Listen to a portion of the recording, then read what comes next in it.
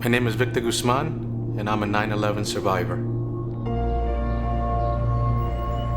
I was on the 85th floor when the first plane hit the North Tower.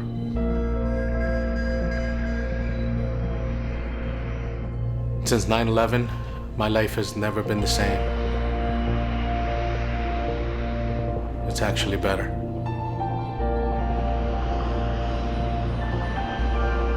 This is my story.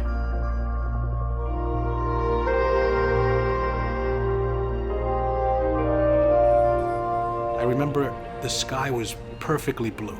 It was a beautiful September morning. I know we had a long commute, an hour and a half, 2 hours, and one time we were sitting down talking, and I determined that he was commuting about 20 hours a week, and we said, well, that's a part-time job. I get into my office and start typing my billing as attorneys do, and I remember pressing print. As I'm getting up, I hear this great explosion, and the building rocks forward to the point where I have to brace myself against the wall of my desk, and then it snapped back. There was nothing but smoke and smell. We saw that the elevators weren't working, that some of them were actually blown out. We found the staircase. We slowly descend down. I do remember at the explosion saying a quick prayer, and I still say that it was that prayer that kept me calm. All of a sudden, family became important. Before then, it was getting the material things for the family.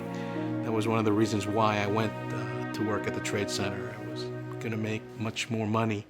You know, he had started this job probably about 3 months before 9/11. He was gung-ho about his job. I just remember sitting in front of the TV, grabbing a pillow and just rocking back and forth.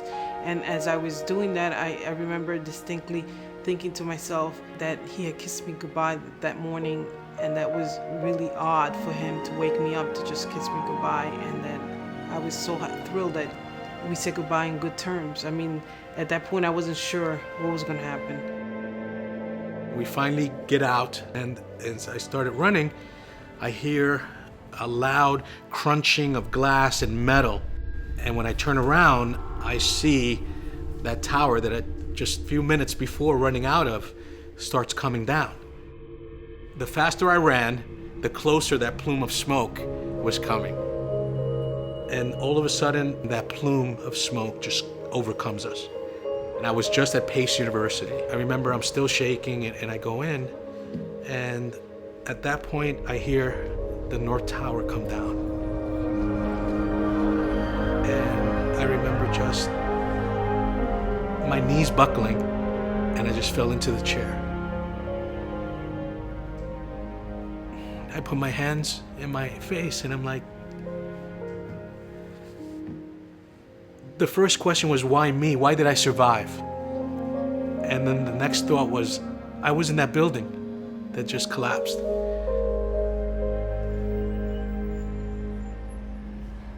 And as the years went on, that guilt became an issue. First year, I suppressed it. The first year, it was more about the notoriety that, oh, wow, you were a survivor of 9/11. And that took me through the first year. And I remember around the second anniversary, I emotionally fell apart. I dreaded going to sleep, so I would stay up late. And then when I got to sleep, I didn't want to get up. I just didn't want to deal with it. It was hard again, I guess the ego, that I should be able to deal with this. I shouldn't be an emotional mess. I shouldn't be teary-eyed, or I shouldn't be jumping at every noise that I hear. The realization came that I couldn't do it by myself anymore. It was humbling to realize that I needed help.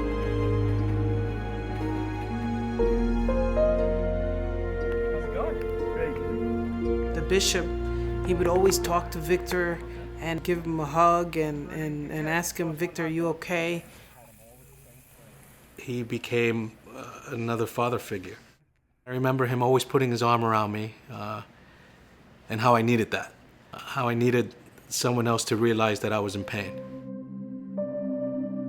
The hard part about changing is that, I was enjoying the money I was making in the city, and realized that I had to have faith that, one, we were going to continue to pay our bills, and two, that we were going to have to do without.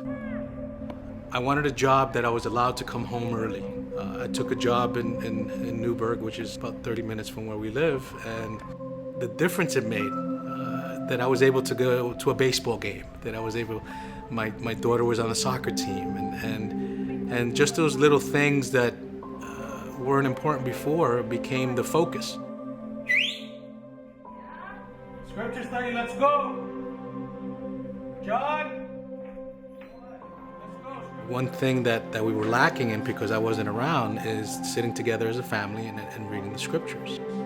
And I found a new life in the scriptures, and I would bury myself in the scriptures, so actually looking for solace. And as I continued to do that, I wanted to share that with the kids. I wanted them to have a love of the scriptures.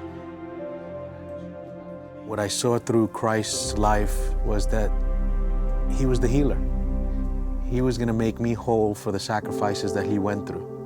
It wasn't the pursuits of money. It didn't talk about commuting 4 hours a day. It talked about loving the little children and how he blessed them throughout his life. And that opened my eyes. Well, he was always a great man, but he became greater, I think, because of his experience. He's more family focused. He's more focused on his community and focused on serving others, in addition to his job. Yeah, he's still working hard in his employment, but he's paying attention to the real basics in life, the things that really matter. He's focused right in there. Even till today, he has called me on 9/11 since the first time, just to say hello, that he was thinking about me, and that made all the difference in the world.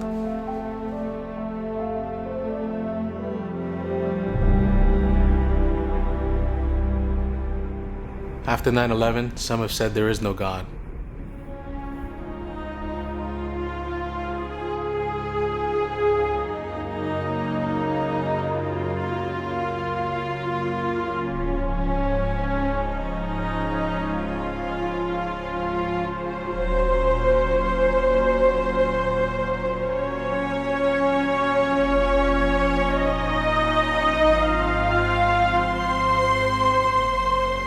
For me, he's never been more real.